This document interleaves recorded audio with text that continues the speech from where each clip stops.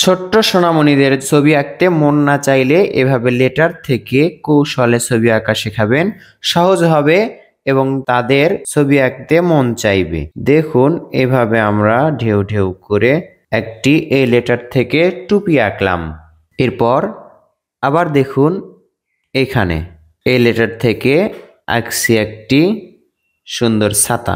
এই ছাতাটি আমরা সহজেই ড্রয়িং করব ছোট্ট সোনামণিদের জন্য, যখন বাচ্চারা দেখবে এবং আনন্দ পাবে। এবার এখান থেকে সোজা একটি দাগ, এই তো নিচের দিকে একটা দাগ টানবো, এখান থেকে আরো একটা দাগ টানবো।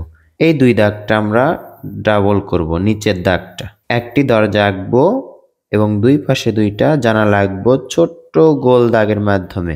তিনটি লেটার থেকে আমরা তিনটা ড্রয়িং করলাম এবং আরো একটি বাকি থাকলো। এটা থেকে আমরা কি ড্রয়িং করব দেখুন, একটু ভাঁজ করে এটার সাথে মিলে আবার উপর দিকে তুলে দিতে হবে। এরপর এটা দেখুন ডাবল করে মিলে দিলাম।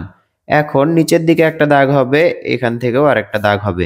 এখানে দেখুন সুন্দর কাগজের একটি নৌকা ড্রয়িং করা হলো। কেমন লাগছে এই চারটি ড্রয়িং? কেমন লাগলো কৌশলটি কমেন্ট করে কিন্তু জানিয়ে দিতে হবে। ভালো লাগলে লাইক করতে হবে। ধন্যবাদ। আসসালামু আলাইকুম।